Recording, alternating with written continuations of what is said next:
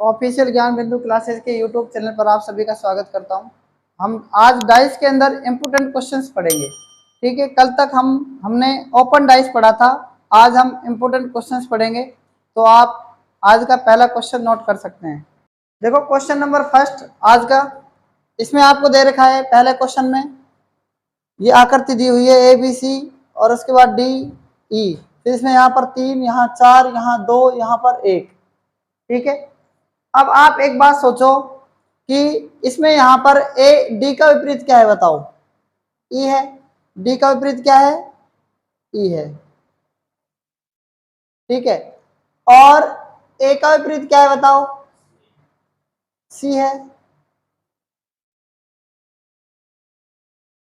सी है, बात इतनी समझ में आ गई। बी का विपरीत क्या होगा? इसके ऊपर ही तो आएगा जस्ट ये। बी का विपरीत देखो ध्यान से, 1 बी, 2 बी, 3 बी और 4 बी। क्योंकि मेरी बात आप ध्यान समझो कि इसके ऊपर क्या जाएगा ये बताओ? बी का विपरीत क्या आएगा? 1 बी, 2 बी, 3 बी और 4 बी। लेकिन ये किस फॉर्म में जाएगा आपको ये बात समझनी है। ठीक है, ये बात आपको समझनी पड़ेगी कि ये किस फॉर्म में जाएगा। देखो आप ध्यान से देखो इसको, मैं इसको काट रहा हूं यहां से।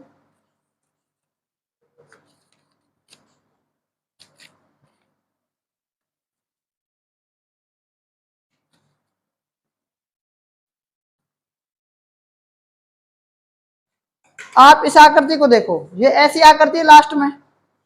अगर ये 4 इधर को है और 2 इधर को है तो क्या हो जाएगा ये? आप देखो, देखने की कोशिश करो। ये यहाँ पर क्या है, एक परत बन जाएगी। आप इस परत को देखो, कुछ समझ में आ रहा है आपको?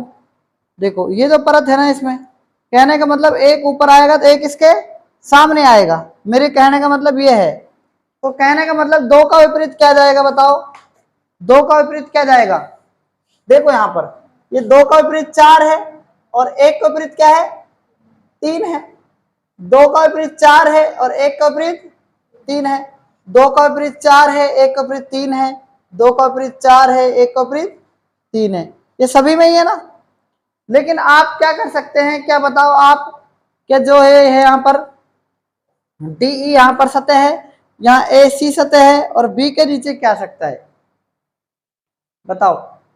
कहने का मतलब डी ए और सी किस में है बताओ? ए और सी किस में है, या फिर डी और ई किस में है बताओ?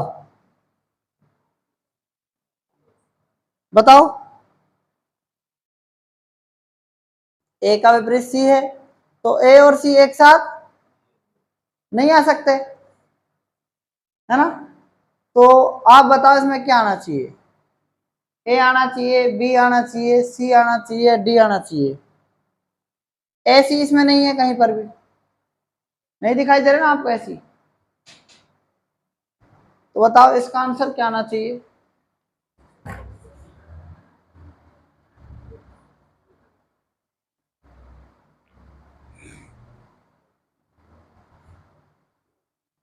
बात इस पर है, इस बी के विपरीत पर ये सतह है, बात इसकी है। तो बताओ इसमें क्या आंसर आना चाहिए? ए ऑप्शन और बी ऑप्शन आपको दे रखा है इसके अंदर। देखो करते हैं हम इसका सॉल्यूशन। सबसे पहले मुझे आप ये बताओ कि कभी भी कोई भी 2 सतह एक साथ आ सकती हैं क्या? क्या डी और ई एक साथ आ सकता है? नहीं आ सकता। क्या ए और सी एक साथ आ सकता है? क्या बी और ये सारे एक साथ आ सकते हैं? तो इसके साथ जो बी है ना, इसमें ये दोनों निकटवर्ती सतह हो गई, ये और ये। बताओ ये बात समझ में आई कि नहीं आपको? ये दोनों कभी भी एक साथ नहीं आ सकती, नहीं आ सकती ना। क्या आप मुझे बताओ कि जो इसमें बी है, ये जो बी है इसमें ये डी की बात चल रही है। किसकी बात चल रही है? आप इस डी को देखो, डी और एक साथ आने चाहिए नहीं आने चाहिए बताओ? बताओ, मेरी बात समझ में? डी के ऊपर क्या है? 1 है और यहाँ पर ई के नीचे क्या है? 3 है और सी के नीचे क्या है? इधर साइड में 2 है और ए के साइड में क्या है? 4 है। तो डी के साइड में भी एक आना चाहिए, यहां पर तो आना चाहिए इधर, ठीक है। उसके बाद एक बात बताओ आप, कभी भी इस सी ऑप्शन में कभी भी 1 2 3 4 कभी भी मतलब क्लॉकवाइज नहीं आ सकते। क्या नहीं आ सकते? क्लॉकवाइज नहीं आ सकते कभी भी ये, तो ये ऑप्शन भी नहीं आएगा। और बी ऑप्शन क्यों नहीं आएगा? क्योंकि डी क्या है, डी के ऊपर 1 है, तो डी के ऊपर मतलब कि 1 यहां पर आना चाहिए। कुछ बात समझ में आई थोड़ी बहुत? इसमें देखो आप सी डी ऑप्शन में, डी ऑप्शन बताओ कि इसमें ये आ सकता है कि नहीं आ सकता? कैसे आ सकता है? देखो 2 का विपरीत क्या है यहाँ पर 4 और 3 का विपरीत 1, और सी क्या है यहाँ पर, ई को देखो, ई के नीचे क्या है 3 है, तो ई के सामने 3, और सी के सामने क्या है, सी के जस्ट क्या है 2। इस प्रकार से आ सकता है। ये कैसे आ सकता है मैं आपको बता रहा हूं, देखो यहां पर ध्यान दो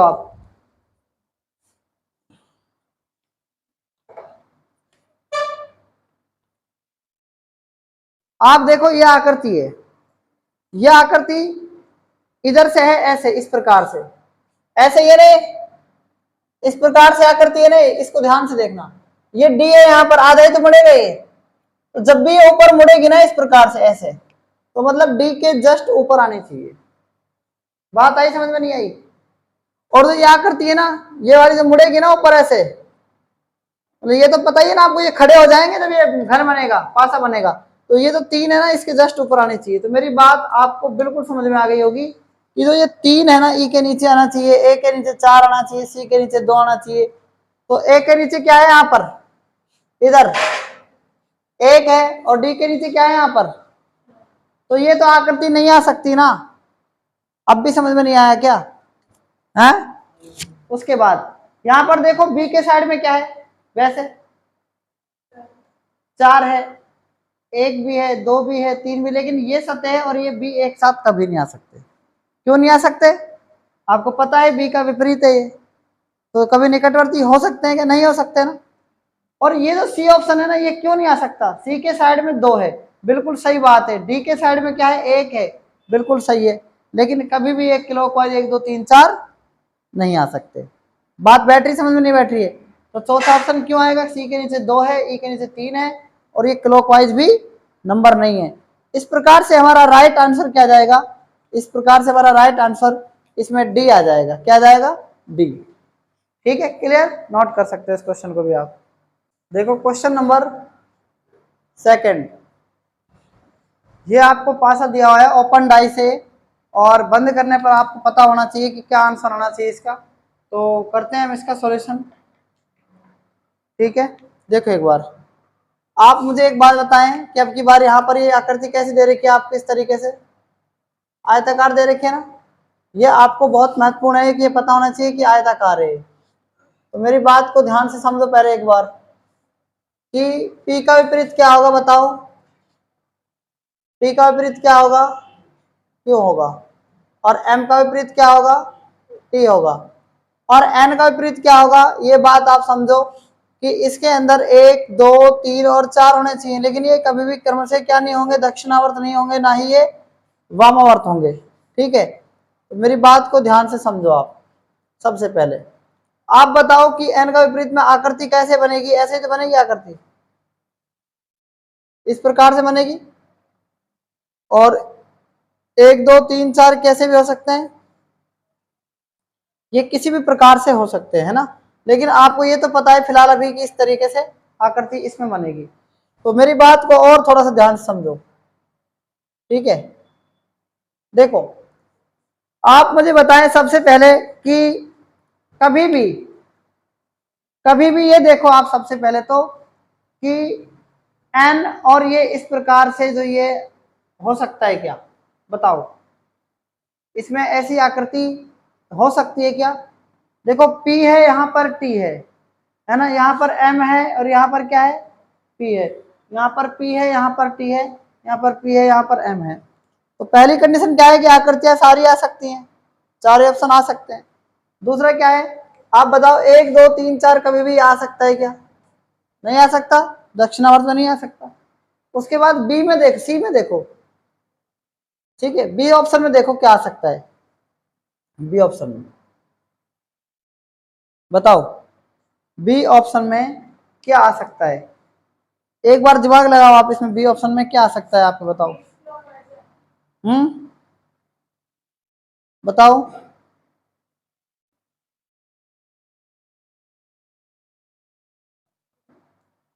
ये है बी ऑप्शन, बताओ आंसर क्या आ सकता है इसमें।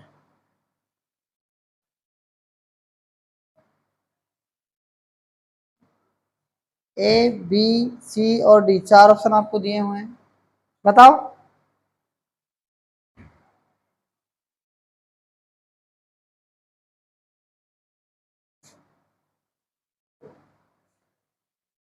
बताओ, देखो एक बार ध्यान से, यहां पर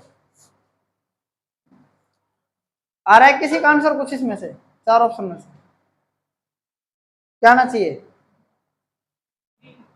डी आना चाहिए।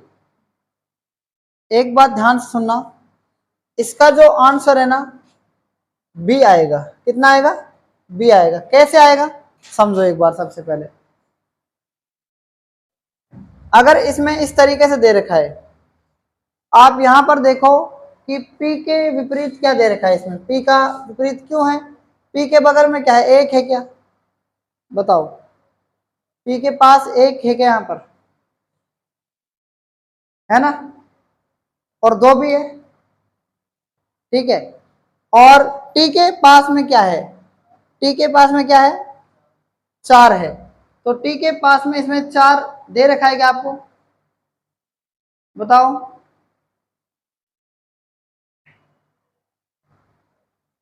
बताओ,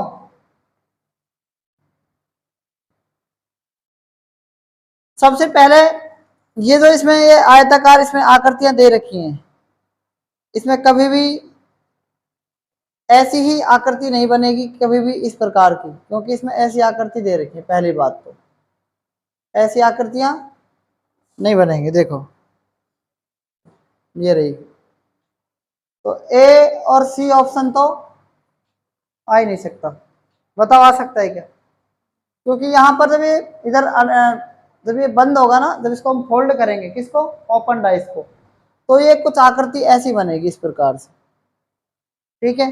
तो ऑप्शन या तो बी आएगा या डी आएगा, लेकिन मैंने आपको बताया ना ऑप्शन नंबर क्या सही है, बी सही है। बी क्यों सही है, दिमाग लगा के बताओ आप। क्लॉकवाइज का हिंदी अर्थ क्या होता है, क्लॉकवाइज का हिंदी अर्थ घड़ी की दिशा में। अब आपके दिमाग में यह आ रहा होगा सर कि ये दक्षिणावर्त आ रहा है, यहां पर एक दो तीन चार, एक दो चार तीन है, ये दिमाग लगा रहे हो आप, एक दो और क्या है, तीन चार, लेकिन ये कभी भी ऐसा थोड़ी है, क्लॉकवाइज थोड़ी है कि क्लॉकवाइज नहीं है, क्लॉकवाइज है, क्लॉकवाइज है तो सही है, ध्यान तो है नहीं तुम्हारा, मैंने कहा ना ध्यान नहीं है तुम्हारा, क्लॉकवाइज तो है ये। मेरी बात छोड़ो, मैं तो ये बोलूंगा कि ये तो गलत है, ये क्वेश्चन नहीं आएगा। नहीं, हमने बोला है क्लॉकवाइज है। मैं ये क्या कह रही है, हाँ तो इसकी तो कह रहा हूँ, और किसकी कह रहा हूँ मैं, ये एक दो तीन चार क्लॉकवाइज है नहीं, तू कह रही है क्लॉकवाइज नहीं है, ध्यान तो है नहीं, तो ये क्लॉकवाइज जब है, और ये वाले में देखो अब ये क्या है, ये वाला क्या है बताओ, ये एंटी क्लॉकवाइज है, क्या है, एंटी क्लॉकवाइज है। अगर मान के चलो मैं यहां पर दो पासे बना रहा हूं इस तरीके से,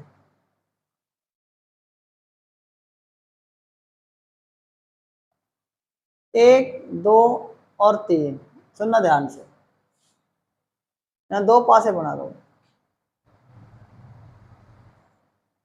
चार पांच और ये दो, कॉमन क्या है बताओ, दो कॉमन है, क्लॉकवाइज चलोगे, पहले क्लॉकवाइज चलो, दो के बाद तीन, तीन के बाद एक, फिर दो के बाद पांच, पांच के बाद चार, ठीक है, फिर उसके बाद मैं एंटी क्लॉकवाइज चलूंगा, कॉमन क्या है, दो, मैं एंटी क्लॉकवाइज चलूंगा, दो के बाद क्या है, एक, फिर क्या है, एंटी क्लॉकवाइज चलो, 2 के बाद क्या है, फिर कितना है, कुछ फर्क लगा आपको इसमें क्लॉकवाइज और एंटी क्लॉकवाइज चलने से? हाँ, कुछ फर्क लगा? कभी भी आप कोई दो पासों में कॉमन अंक अगर मिले तो आप क्लॉकवाइज चलो चाहे एंटी क्लॉकवाइज चलो, कोई फर्क नहीं पड़ता। लेकिन यहां पर बात क्या चल रही है, सिर्फ एंटी क्लॉकवाइज की बात चल रही है। और इसमें क्या, किसकी बात चल रही है? उस सवाल में पहले वाले में क्लॉकवाइज चल रहे थे हम, तो मतलब उसमें जब हम पासों को फोल्ड करते हैं, जब उसको हम परतों को मतलब कि सतहों को फोल्ड करते हैं तो क्या होता है, तो पता है क्या होता है, जो ये डी ऑप्शन था ना, इसमें इसमें एंटी क्लॉकवाइज नहीं चलना है आपको, क्योंकि जब आप इनको फोल्ड करोगे ना, ऐसे जब आप इनको फोल्ड करोगे, आप बताओ 2 के पास ये 4 आ जाएगा, बताओ आ जाएगा कि नहीं आ जाएगा? आ जाएगा। और जब इसको आप फोल्ड करोगे ना ऊपर, मतलब 2 के पास तो क्या आ गया, ये 4 आ गया यहाँ पर, तो जब इसको आप फोल्ड करोगे इसको ऊपर आ जाएगा। समझ में आ रही है कि नहीं आ रही बात?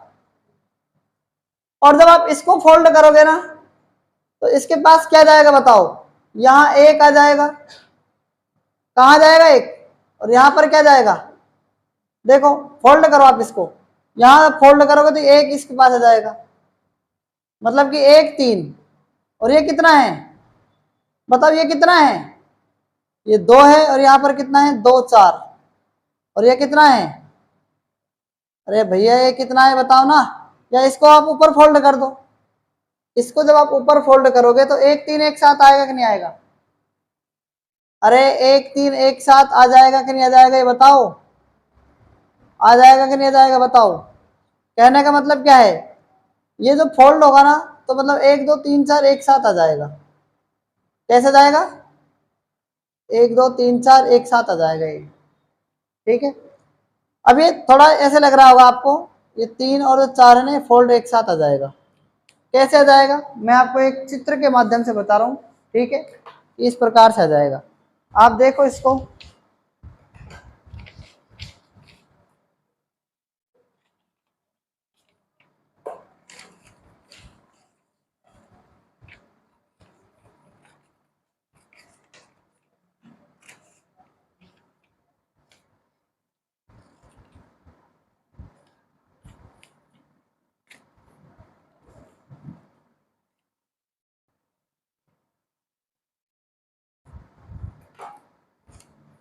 आप देखो ये आकृति कैसी है, इस तरीके की आकृति दिख रही है आपको, ये नीचे से आप इसको ले लो, क्या आ रहा है एक साथ,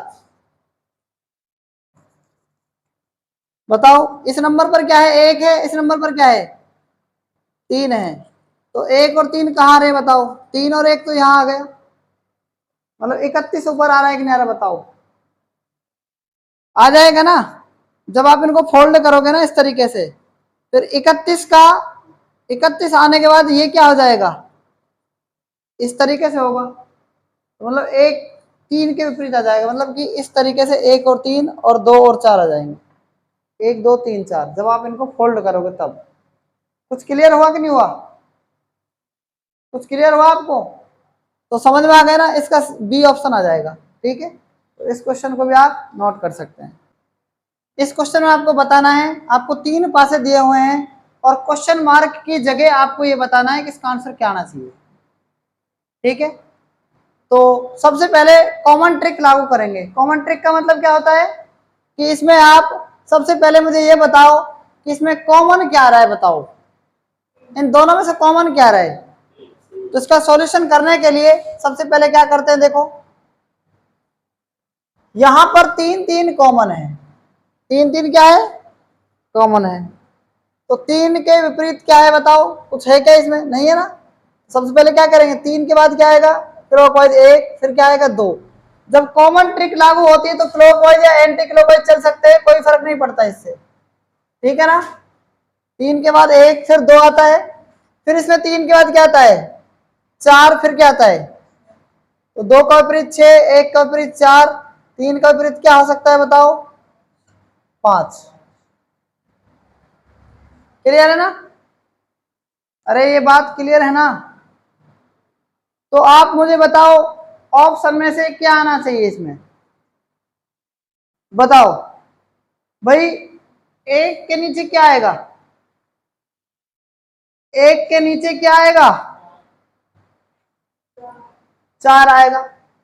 मान लो एक के नीचे 4 आएगा, ठीक है, और 5 के नीचे क्या आएगा, 3 आएगा। 5 के नीचे क्या आएगा, 3 आएगा ना। अब मुझे ये बताओ कि क्वेश्चन मार्क में अब हम क्या करें, बताओ। क्वेश्चन मार्क में देखो, एक 3 के विपरीत 5 हो गया, एक के विपरीत 4 हो गया, और 2 के विपरीत क्या है, अब यहां पर 2 के विपरीत 6 है, 2 के विपरीत क्या है, 6 है। तो मुझे आप ये बता दो कि इसमें, इस क्वेश्चन में क्या आना चाहिए, बताओ। या तो ऑप्शन ए आएगा, 2 आएगा। देखो आंसर किस में से आएगा, इसमें 2 और 6 में से आएगा। आंसर क्या आएगा, 2 और 6 में से आएगा कि नहीं आएगा, ये बताओ। ठीक है, ऑप्शन 2 और 6 में से आएगा। तो बताओ इसमें क्या आना चाहिए, कैसे पता करें हम कि इसमें क्या आएगा। तो सबसे पहले क्या करेंगे, हम पासे को, फर्स्ट को और थर्ड को लेके देखते हैं। किसको लेके देखते हैं, फर्स्ट और थर्ड को। देखो फर्स्ट वे थर्ड से, फर्स्ट और थर्ड में क्या बताओ, क्या है कॉमन, एक कॉमन है ना, और क्या कॉमन है, और कोई कॉमन है क्या, एक के बाद क्या आता है, 2 आता है, फिर क्या आता है, फिर एक के बाद क्या आता है, नहीं पता, और 3 के बाद क्या आता है, एक के बाद क्या है, इसमें 2 है, फिर 3 है, इसमें क्या है एक के बाद, फिर यहां पर क्या है, क्वेश्चन मार्क। आप मुझे ये बताओ कि 3 का विपरीत तो यहां भी 5 आ रहा है ना, बताओ आ रहा है कि नहीं आ रहा, एक का विपरीत क्या आ रहा है, 4 आ रहा है, एक का विपरीत क्या आ रहा है, 4। तो मेरी बात आप ध्यान से समझो कि यहां पर 2 के विपरीत क्या आना चाहिए, मतलब कि कहने का मतलब इसके पीछे, इसके पीछे कोई क्या होगा, 2 होगा। समझ में आ गई मेरी बात, इस सतह के पीछे क्या हुआ होगा, 2 होगा, तभी इसका आंसर क्या आएगा। तो इसका मतलब ऑप्शन नंबर क्या आ जाएगा, डी आ जाएगा। बात आ गई कि नहीं आ गई समझ में।